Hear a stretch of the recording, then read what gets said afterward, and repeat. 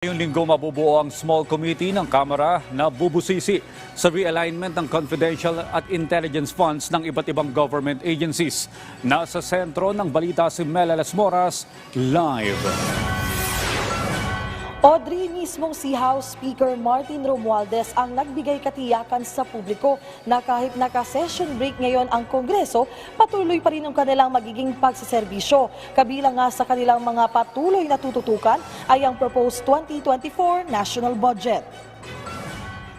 Kahit pasado na sa ikatlo at huling pagbasa ng Kamara ang 2024 General Appropriations Bill, ngayong linggo nga nakatakdang isapinal ng binuong small committee sa Kamara ang realignment o amendments sa usapin ng Confidential and Intelligence Fund ng ilang ahensya ng pamahalaan.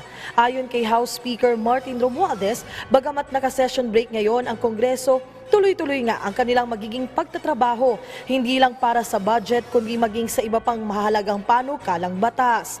Sabi ng House Leader, nais nilang tutukan ang iba pang House priority legislations dahil halos tapos naman na nila ang lahat ng LEDAC at SONA priority bills ng administrasyon ni Pangulong Ferdinand R. Marcos Jr.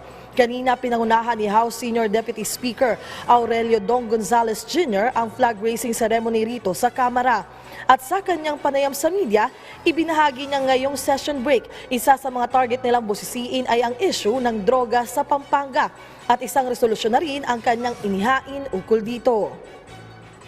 We build the future of our young generations. So this is for our young generation. We are shaping up their future, tapos sinisira nila yung ating bayan. Parang hindi tama to. Hindi po natin kakausapin ko po ang ating leadership regarding this matter. Matagal pa naman yung birthday wish ko. Sana matahimik po yung ating bansa.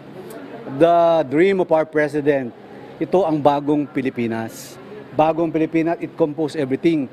Hindi nga alam ng ating Pangulo, ang ating Speaker, kung paano natin ibaba ang bigas, ibaba ang lahat ng mga petrolyo, lahat ng basic commodities. They're working 24 hours. Audrey, kanina lamang ay nakapanayam din natin si House Deputy Majority Leader Erwin Tulfo at ang sinasabi naman niya ngayong linggo ay maghahain din siya ng isang bagong resolusyon ukol sa pagtugon ng gobyerno sa mga issues sa West Philippine Sea. Patunay lamang ito, Audrey, na talagang tuloy-tuloy nga yung magiging paghahain ng mga panukala ng mga resolusyon at iba pang pagganap sa tungkulin ng mga mambabatas kahit naka-session break ngayon ang Kongreso. Audrey? Okay, Mela, may sinabi din sina Congressman Gonzales at Congressman Erwin Tulfo na may mga dadagdagang pondo sa realignment. Anong ahensya mga ito? Audrey, kanina sa ating panayam kay Senior Deputy Speaker Dong Gonzales naman, sinabi nga niya na kung siya yung tatanungin, meron siyang mga ilang sektor sa lipunan na gusto nga niya sana na mabigyan pa ng karagdagang pondo kung may tatanggalan naman ng pondo sa iba pang ahensya ng pamahalaan.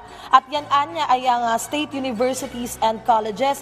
At ang sinasabi nga ni Congressman Gonzales, talagang yung ating sektor ng edukasyon ay kailangan mapaglaanan ng mas maraming pondo para na rin sa mas ikauunlad pa ng ating bansa. Pero Audrey, yung partikular na mga ahensya o mga programa na talagang bibigyan ng mas maraming pondo o kung may mga babawasan nga, yan ay isinasapinal pa at aabangan natin yung magiging pinal na pasya ng Kamara sa loob ng linggong ito. Audrey? Maraming salamat, Mela Las Moras.